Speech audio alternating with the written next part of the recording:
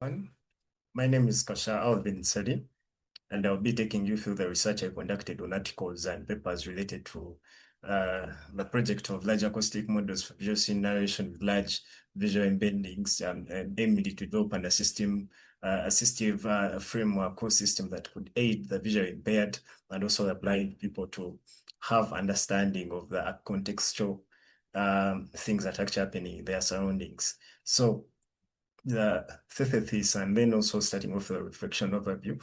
So the research aims to design a multimodal assistive framework. Multimodal just simply because it will be leveraging large vision and also acoustic models that will enable the visually impaired people to perceive and understand their surroundings through real-time scene narration and also getting a feedback, but the feedback should also be naturally sounding. So the motivation for this research is simply because millions of visually impaired people face mobility and environmental awareness challenges, of course, daily. And the current assistive systems focus on obstacle detection, and that raises the lack of deep scene understanding and contextual narration. Contextual narration, you think of it narrating something, but let me say, a recording of an area, but then the contextualization part is like it does not only have obstacle, rather object detection only, but it also gives you the relationship between the objects and also the actions in the environment. So that's the contextual narration, narrating what's actually happening in the environment, relationships between actions and objects. And then also, just because there's growing need for AI systems that can actually tell what's actually happening in the environment rather than just telling what's present in real world environments. And that must mean in large vision models that blip and clip and also not forgetting the speech synthesis can make this integration very much feasible. So the research gap I identified for the 10 papers that I'll be sharing with you in a few, they are simply because most of them lack limited, or rather have limited multimodal integration in the existing augmented reality or the deep-based systems. What I'm trying to tell you is they have a backbone of one model, MSC CCN based where YOLO, let it be a version 8 nano, YOLO V4 tiny, all those just as a backbone, and they just add a layer, an algorithm that maybe does collision prediction and that, but we aim to build a system that will be multimodal, leveraging large vision and acoustic models, and then also absence of contextual narration and natural auditory feedback. For the contextual narration, I told you, we need to know what's actually happening in the environment, relationships between the objects detected and also the actions in the environment. And then the natural auditory feedback. The feedback shouldn't just be haptic vibrations and also maybe directional clues like move left, move right. You need to know what you're seeing and then what you need to do. At least telling your person is this close to you moving to this and that. At least a natural auditory feedback in natural sound. And then also limited semantic understanding. That's what I was trying to stress, that the models most in the papers I reviewed, most of them just do object detection, detecting objects in an image or video input. Then also spatial obstacle avoidance. So they locate an object, then they guide on how to avoid the object. So the first paper I reviewed, it was called Vision Transformer of Environment Detection and Collision Prediction to Aid the Visually Impaired and the Blind by Bayat and around other 6 authors. It was published in 2023. The abstract had then building a custom vision transformer model for dynamic environment detection and collision prediction, just simply because it outperformed the CCN performing in spatial temporal relations. So the domain problem was, to them, the existing system struggled to predicting moving obstacles and avoiding collisions for blind users. So the systems could only predict obstacles, but then there are those obstacles that actually be moving around. So they developed this system to also deal with moving obstacles. So the architecture was simply having a vision transformer you could look on your left as the backbone. So I'll take you through the architecture. So the image is fed into the vision transformer. But then you need to remember a vision transformer is a deep learning model that learns of image patches. So their image is also divided into image patches. Then they're fed into the vision transformer. So the vision transformer with their implementation had a student vision transformer that had enabled self-supervised learning, and also meaning that it would actually learn off enabled data. And then it was also able to reconstruct, yes, masked. You can think of them as masked patches from the teacher vision transformer. Then there was also a mascara CCN layer that also came up with masked patches, and then later they were passed to the collision detection. So the collision detection layer, for it was to predict the moving objects in relation to the user. You could think of him as the blind person. So it's able to be like a moving object in this bounding box to the user. It predicts the distance between that, and it's like, yeah, it provides a sensory feedback through audio or haptic, alerting the user there's actually a moving object just in front of you. So that's how the system was acting. But we get to realize that the limitation here, there was no natural audio feedback, was just only give you directional clues. Yeah, move to this, move this, a moving object coming to this, but there was no that natural implementation of the audio. Then the next paper I reviewed is the obstacle detection system for navigation assistance of visually impaired people based on deep learning techniques. The authors, we have Gaia Said, and then also around 4 others. So the abstract, they employed a CCN-based object detection model as their backbone with a depth estimation to recognize objects and also estimate distance between the user and the object. So their domain problem was simply because they wanted to come up with a system that would actually do identification and also a distance awareness between the user and the obstacle. So the architecture was, look on your right. So it had 3 layers. Number one was the backbone feature extraction, moving on to the feature pyramid network, and also a prediction head. So the system had a CCN, you could think of it as the fishing net, as the backbone of the system that would pick out the features from the input images. And then these would represent the different combinational layers, and they are mapped from C2, C3, C4, C5. Then these would be passed to the feature pyramid network that could process these features and then generate feature maps. The feature maps are mapped from P3, P4, P5, 6. And then these feature maps were passed to the prediction head. So a prediction head would come up with a class. The class, you could think of it of the object type, maybe a class, rather a person, a dog, a chair, stuff like that. Then centerness. The centerness would be like the measures how the central an object is within the bounding box of the detection rather. Then after that, the regression predicts the object localization, where it's actually located, and also the size of the object. Then after that, it gives out the navigation feedback to the blind person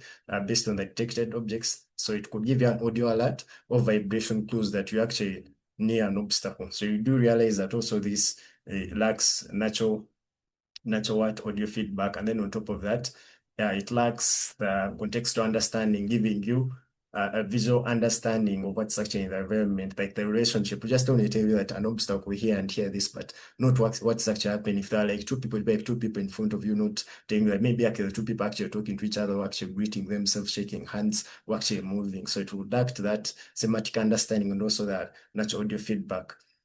Then the next paper was, my paper 3 was a Euro version 8 based XR smart glasses, or be assistive system for the visually impaired and also the blind. It was established just actually 2025 by Jeong King, and then plus I think the other 5 authors. So the abstract for them, they aim to introduce an XR smart glass using the Euro V8 nano for real-time outdoor obstacle detection. So they thought maybe would come up with a system that would actually help the blind or the visually impaired to move out to the outdoor environment, not just inside indoors, and then come up with a safe and independent outdoor mobility for the visually impaired people.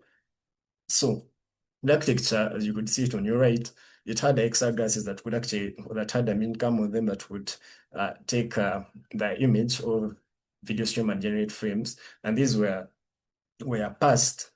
Yes, they were passed into the Euro V8 N model. You have to think about this because the Euro V8 model is trained on an image dataset, but keeping in mind that the images are also first annotated to get bounding box annotations that are later fed into the model, then trained. So this model was already trained. So it was already pre-trained. So they just fine-tuned it basing on the dataset they trained on it. So your version 8 nano detects the key elements like sidewalks, crossings, buses, and obstacles in the image. Then it divides the input image into 9 zones. And then after dividing them into 9 zones, it assigns a danger level to each zone based on the detected objects.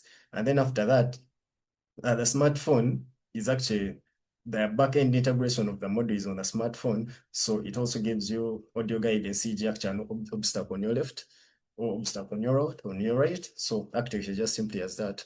So the model walkway recognition requires walkways, sideways, maybe transport facilities, and then passes it to the AI result. The AI result is whether the walkway segmentation, then transport field detection result, and then results whether it's like object identifying, computation scoring, as I told you about the danger level, then risk assessment, then it gives a voice guidance. So the limitations of this system is simply because it was only about object alerts. So it had no semantic narration and expressive speech output. Yes. Then the next paper is called Deep Sea Joint Object Detection, Tracking and Recognition, just 2017 by Tapo. And so the abstract for this, it was combining object detection, then tracking, then also recognition for consistent real-time navigation systems. So their main problem was we want to come out and maintain a stable, reliable object awareness during a user what movement, something that is actually reliable, can be trusted. And the architecture, they came out with 3 vision tasks into one pipeline. So they had traditional vision models, well, vision methods with the deep CCNs. So the object detection, you could look at your image, so rather the architecture diagram on your right. So the input video stream would be fed and then would have the predicted object locations based on motion patterns, of course, of the trained model. Then the CCN trained with various motion patterns, of course, would be able to detect like these are the whether they are objects detected into these images, rather in these images. Then after that, we will have occlusion detection and then also object appearance models working on that and then giving you out the final object location. So it actually show where the object is, and after that it would narrate the scene. So it would actually just have the camera taking the video, get the frames per second, those are the images, then to the CCN to detect the obstacles. Then after that, track on the occlusion detection and also object appearance models, and then recognize the objects that were the training data set, and then after that narrate what's actually happening in the video. So that's how this architecture was. But then it also had limitation just because it didn't have semantic understanding of the visual scene. It would just only detect objects, and then also it could just narrate scene in directional cruise. It could not give you the natural audio feedback that would be maybe provided by large acoustic models. Then next, my next paper was Smart Assistive Systems of Visually Impaired People Obstruction Avoidance through Object Detection and Classification. So the authors were Usman, Masood, and then Tarek, Said, and many others. So the abstract proposes a low-cost wearable smart cane system that helps visually impaired individuals detect obstacles and classify scenes using Raspberry CAM, ultrasonic sense, and also object detection algorithms. So that you do know about they are called they're called these traditional canes for the blind, the ones they took around, walking around looking for objects, not collide with them. So this team decided maybe to build an IoT device embedded on a Raspberry Pi 4B module that had an ultrasonic sensor connected to the server motor, and then also a LCD display, and then also a speaker, then of course a power supply to power up the module, then the camera for picking up the images, and also the preprocessed back logic with the TensorFlow object detection. So this is how the methodology actually worked. So the system through the camera would capture an image using the Raspberry camera, and then the objects were detected using the TensorFlow object detection algorithm. And then after detecting, it would use the ultrasonic sensor mounted on the server motor to measure the obstacle distance and the direction from the user. And then after that, it could communicate to the user through alerting sounds or beeping sounds. So this also had limitations, just as simply because it didn't have semantic understanding at the back of it, giving a visual scene narration of what's actually happening in front of the brain. So we just know there's an obstacle in front and the direction of it without actually knowing what's the obstacle, what's the relationship of the obstacle, and maybe other obstacles not obstacles, other objects in the image. Then the next paper is the YOLO-OD, Obstacle Detection for Navigation Assistance by Wang and others. So this, it had a backbone as a YOLO, but on the YOLO, they added some specific special features. And one of them was the feature weighting block and the adaptive bottleneck block. I would explain those in the architecture. But they wanted to improve the YOLO detection in terms of maybe introducing detection of small in the environment, there may be detections, but then there'll be those small things that are missed out by the model. So they wanted to make sure this role could not actually miss out on those small obstacles that would be in the image, and also maybe think about occluded environments. So this actually improves the Euro detector architecture. So they wanted a reliable obstacle detection that in clustered environments that would actually detect also those small obstacles. So the architecture had two key modules. The feature weighting block, you think of it as the FWB, that could give more importance to the useful features and neglect those that were not useful. And then adaptive bottleneck block could help detect the ones I was emphasizing, the small or partially hidden obstacles in the image. And then this is how the architecture worked. So number one, the backbone, the CSP DarkNet 53 would extract multi-scale features from the input images efficiently using cross-stage partial connections. And then after that, it could pass the multi-scale features into the feature weighting block to highlight the importance of features, especially those that are small and occluded obstacles, before sending them to the NEC for fusion. So the NEC was the CAN-PAF PN. This could fuse the features across scales using top-down and bottom-down pathways, enhanced, of course, by the adaptive bottleneck, the ABB, for better texture and edge detection. And then after that, the outputs of the detected obstacles with their size and position would be fed into the results into the navigation guidance system. So this was just a navigation guiding system. So just guide you on where the position and also the size of the object. So this would utilize also like semantic understanding of the image, and then also the contextual narrating what's actually happening in the image or video stream. Then the next paper was an IoT-based project. It was called the Planning-Based Cognitive Assistance Embedded System for People with Visual Impairment by Hugh Go and then Hugh Lin Lee, Feng Shen Yin. So the abstract, they wanted their machine learning model that was at the back end for object detection was the CCN, the confusion neural network, and then also had semantic parsing, and then also text-to-speech to describe visual scenes. But then the domain problem, they wanted to enable on-device cognitive and speech assistance for visually impaired users. So they were actually trying to achieve something remarkable. So the architecture was all starting with, or it was embedded in one, we could think of it a board. This board was called the NVIDIA JSON Nano that had a webcam, then it also had a webcam, then it also had, sorry, let me first see. It had a webcam. Yeah, it had a webcam, then also Bluetooth audio transmitter adapter. So how it worked, it was very simple. These components embedded onto the NVIDIA JSON Nano embedded board were supposed to, the webcam was supposed to capture the image and video, and then after that, pass it onto the backend CCN for object detection. Then on top of that, it would have the scene understanding and also give out the TTS narration. But then you get to think about how it actually worked. So the user had a remote control and then could be selecting by 3 functions. So the first function was just for facial recognition and then emotional classification. So it would return something like, this person has already been trained on a dataset for where the scene has already been seen by the model. So it's like name, profile, emotion is like happy. But then if it would detect somebody you don't know, so you'd go for function 2. So function 2 was for stranger individuals. So it would be like, give out the gender, maybe the estimate of the age, and also the emotional classification of this stranger. Then function 3 was just entirely for object detection, detecting objects in the image. So that's all about for the embedded system for the cognitive assistance for the visually impaired people. So it had a text-to-speech narration, but the text-to-speech narration didn't also have context understanding. It was just plainly like, it would give you the name, Professor Dean, emotion, happy, but without actually knowing what's actually happening. But for the contextual scene, this would be like Professor Lin putting on a black shirt, standing in front of you, maybe like, doing something.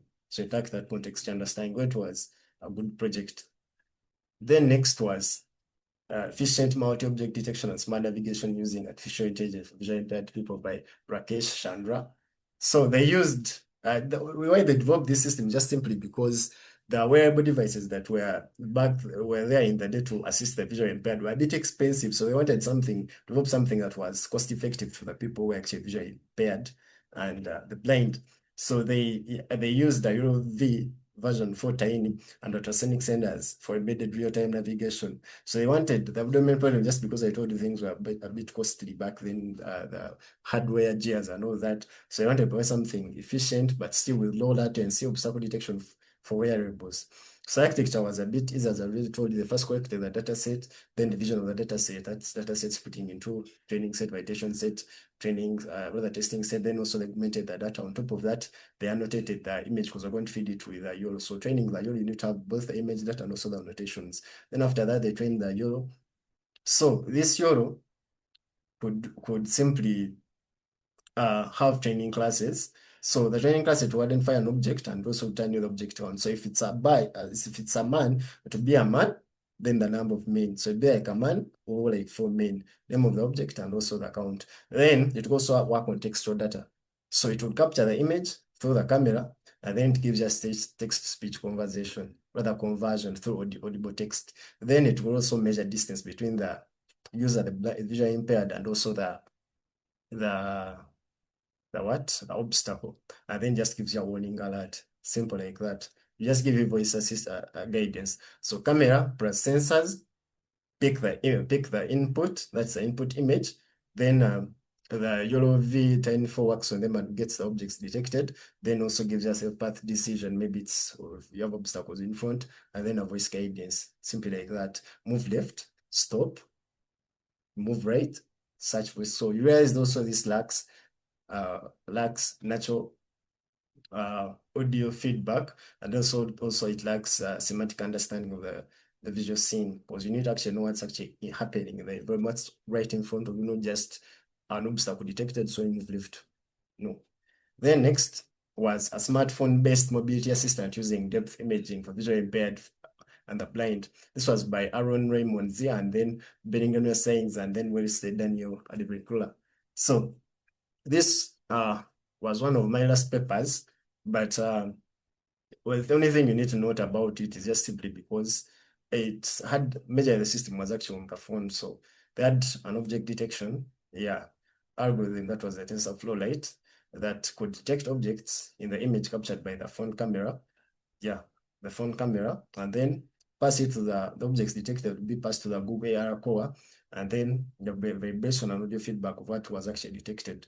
So they developed this just simply to cover up the idea of traditional canes that would just detect things manually by the person, but they wanted to replace this by just simply taking a photo, and then the photo is sent to the backend processing logic to the object detection by the TensorFlow Lite, and then the obstacle was detected, and then there would be shared by vibration or the audio feedback to the user. So limitations, no semantic understanding, object classified included. Then also, limited range of depth sensors that would actually be on the phone cameras used. So it wouldn't be responsive depending on what different phones. It would work well on good phones that had depth sensors, and then lack or work poorly in those that didn't have those good depth sensors. Then the final paper was interactive model based on a mobile application and augmented reality for safe and efficient mobility.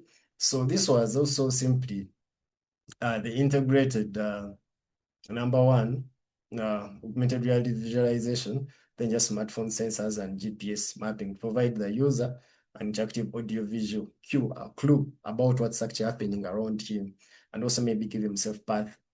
This was the architecture. Of course, the graphical user interface, this is the view layer. It's where the interaction was done by the user, and then the discrete algorithm actually comes up with a pathfinding, and then after that, the logic class and connections have to think about the entities and also the relationships, and then also generating the optimal root calculation, and then that provides a safe pathing to the user. Then everything was also stored just on MySQL under the model layer. So this one, limitations, you could also think about, it could rely on GPS. So think about a point where you are in a rural area and a map is not on the GPS. you're in the village. So this system would not actually help you because the mapping, the GPS mapping was unavailable for some places. Then another things, scene understanding, intervening scene understanding, just obstacle detection, and then obstacle detection, and also just safe pathing, safe paths. So this was entirely about safe paths, finding an optimal route calculation for the user, but no semantic understanding of the visual scene, and also the actual contextual natural output feedback for the user.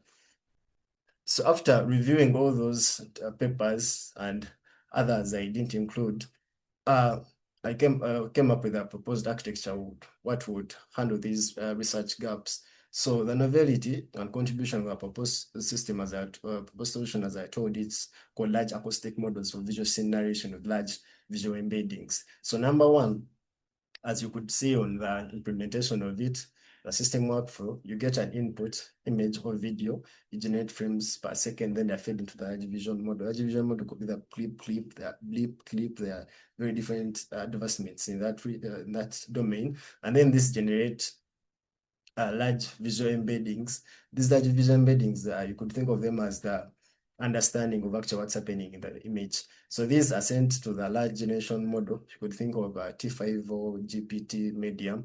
So these ones are like a large language model that adds reasoning to the, converts the large visual embeddings, and then generates a natural descriptive text of what's actually happening in the image. So this would be a scene narration, but in text. So after getting that text from the LLM with giving you a reasoning natural description of what's actually happening from in the input image, it would pass it to the large acoustic model. These large acoustic models that we'll be employing were specifically for text to speech. They convert the narrated text from the LLM to spoken, but then the spoken is natural.